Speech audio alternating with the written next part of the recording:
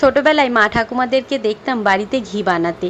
প্রত্যেক দিন একটু একটু দুধের সর তুলে রাখতেন। সেই সরের পরিমাণ যখন একসাথে অনেকটা হয়ে যেত, তখন একটা বড় পাত্রে রাখা হতো।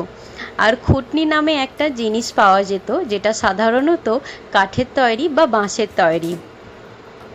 এই খুটনির সাহায্যে ওই সর থেকে মাখন বের করা হতো। সেই খুটনিটাকে ওই পাত্রের মধ্যে মাঝখানে বসানো হতো। সেটাকে সজা রাখতে পাশে থাকা খুঁটির সঙ্গে দড়ি দিয়ে আলতো করে বেঁধে দিতেন। তারপর খুটনির চারপাশে একটা লম্বা দড়ি পেঁচিয়ে নিতেন। তারপর শুরু হতো ছন্দের খেলা। দুই হাতে দড়ির দুই মাথা ধরে একবার ডানে একবার বাঁয়ে টান দিতেন। খুটনি খুটনি তখন দইয়ের ভেতরে ঘুরতে থাকতো টুপটাপ শব্দ তুলে। ধীরে ধীরে দইয়ের ওপর ফেনা উঠতে শুরু করতো। সময় যেন থেমে যেত ওই দৃশ্যের মধ্যে। আমরাও ছুটে যেতাম ওই দৃশ্য দেখার জন্য। আর কখনো কখনো নিজের হাতেও ট্রাই করতাম, বলতাম আমাদেরকে দাও, আমরাও একটু করি। কিছুক্ষণ পর দেখা যেত সোনালি রঙের নরম মাখন দই থেকে আলাদা হয়ে ওপরে ভেসে উঠেছে। খুব যত্ন করে সেই মাখন হাত দিয়ে তুলে নিতেন। নিচে থেকে যেত টক মিষ্টি ঘোল, যা গরম দুপুরে খেতে দারুণ লাগতো। ওই টক মিষ্টি ঘোল আমরাও মনের আনন্দে খেতাম। আর সেই তাজা মাখন চুলায় জাল দিয়ে তৈরি হতো সুগন্ধি খাঁটি ঘি, যার গন্ধে পুরো বাড়ি ভরে যেত। তারপর আমাদেরকে বলা হতো গাছ থেকে লেবু পাতা তুলে আনতে। তো আমরাও ছুটে ছুটে যেতাম লেবু পাতা তুলতে, নিয়ে এসে দিতাম, যাতে ওই ঘিয়ের মধ্যে লেবু পাতা দিলে ঘিয়ের গন্ধটা আরও সুন্দর সুন্দর হয়ে যায়। এইভাবেই আমাদের ছোটোবেলার দিনগুলোতে মাটির হাঁড়ি আর ভালোবাসার স্পর্শে তৈরি হতো এই অসাধারণ মাখন।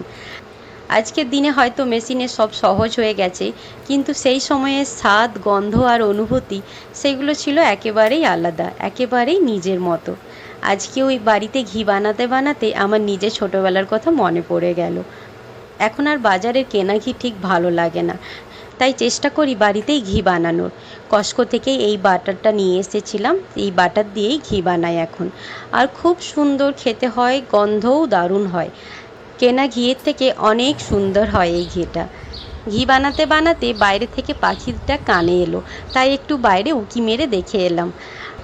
এখন বেশ সুন্দর ঝকমকে রোদও বেরিয়েছে। সকালে একটু মেঘলা ছিল, এখন বেশ দারুণ ঝকমকে রোদ বেরিয়েছে। আর নতুন নতুন গাছে পাতা এসেছে, চারপাশটা একদম সবুজে ভরে গিয়েছে। দারুণ লাগে এখন বাইরে বেরোলে, খুব সুন্দর লাগে দেখতে। আর এইদিকে ঘিটাও ঠান্ডা হয়ে গেছে, আমি একটা কাঁচের জারের মধ্যে এটাকে ভরে নিচ্ছি।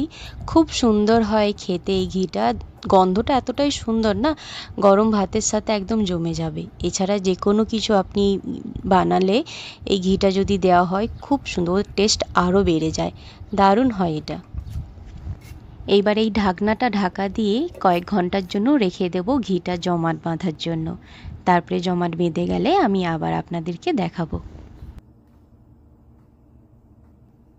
আপনাদেরকে একটা ভিডিও দেখাচ্ছি, ঠিক এরকম ধরনের খুটনিটা দেখতে হয়। আপনারা কি নামে বলতেন এটাকে?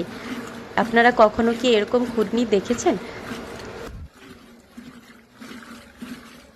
আজকে তাহলে এখান পর্যন্তই, আবার দেখা হবে নতুন কোনো ভিডিও নিয়ে।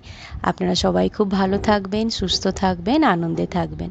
আবার দেখা হবে। নমস্কার।